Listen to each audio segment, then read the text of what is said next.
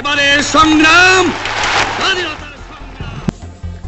মুক্তিযুদ্ধে নেতৃত্ব দানকারী Bangabandhu Sheikh Mujibur Rahman, Syed Nazrul Islam, Tajuddin Ahmad, M Mansur Ali, H M Kamruzzaman সহ 1970 সালের নির্বাচনে বিজয়ী 4 শতাধিক রাজনীতিবিদদের মুক্তিযুদ্ধের স্বীকৃতি বাতিল করা হয়েছে। গত মঙ্গলবার রাতে এই সংক্রান্ত অধ্যাদেশ জারি করা হয়।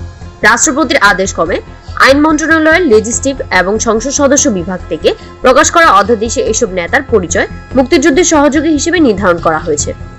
গতকাল রাত 11টার দিকে জাতীয় মুক্তিযোদ্ধা কাউন্সিল অধ্যাদেশে গ্যাজেট আকারে প্রকাশ করা হয়।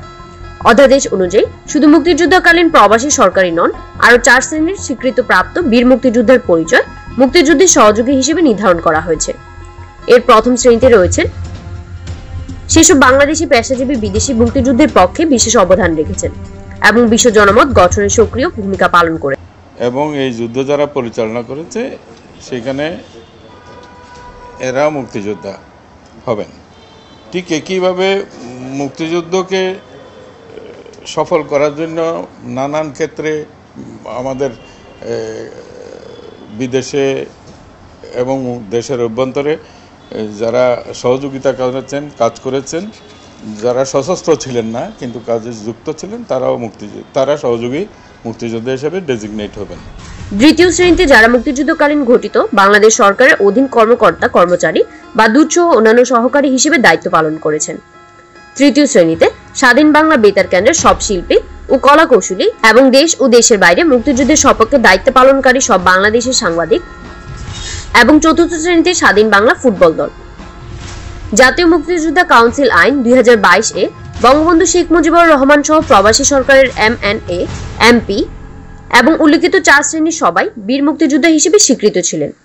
নতুন অধ্যাদেশে তাদের মুক্তিযুদ্ধের সহযোগী করা হয়েছে। এর ফলে তাদের মুক্তিযুদ্ধের স্বীকৃতি বাতিল হয়ে গেল।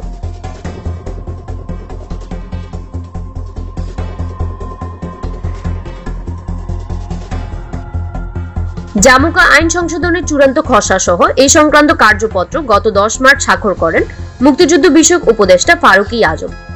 এ নিয়ে 21 মার্চ মুক্তিযুদ্ধের স্বীকৃতি থাকছে না শেখ মুজিব সহ 4 শতাধিক নেতার শিরোনামে সমকালে প্রতিবেদন প্রকাশিত হয়। তখন এ নিয়ে বিভিন্ন মহলে তীব্র সমালোচনা দেখা দেয়। এরপর খসড়াটি নিয়ে উপদেষ্টা পরিষদের সভায় কয়েক দফা আলোচনা হয়। জানা গেছে, প্রথম দফায় 6 মে 4 শতাধিক রাজনীতিবিদ অর্থাৎ 1970 সালে বিজয়ীদের স্বীকৃত বহাল রাখার সিদ্ধান্ত নেওয়া হয়েছিল, কিন্তু পরবর্তী সময়ে এই নিয়ে বিভিন্ন রাজনৈতিক মহলে আলোচনা হয়।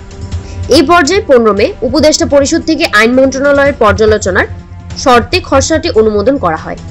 এরপর আইন মন্ত্রণালয় সহযোগী মুক্তিযোদ্ধার বিষয়টি অনুমোদন দেয়। এটি ধারাবাহিকতায় রাষ্ট্রপতির অনুমোদন ক্রমে গতকাল অধ্যাদেশ জারি করা হয়।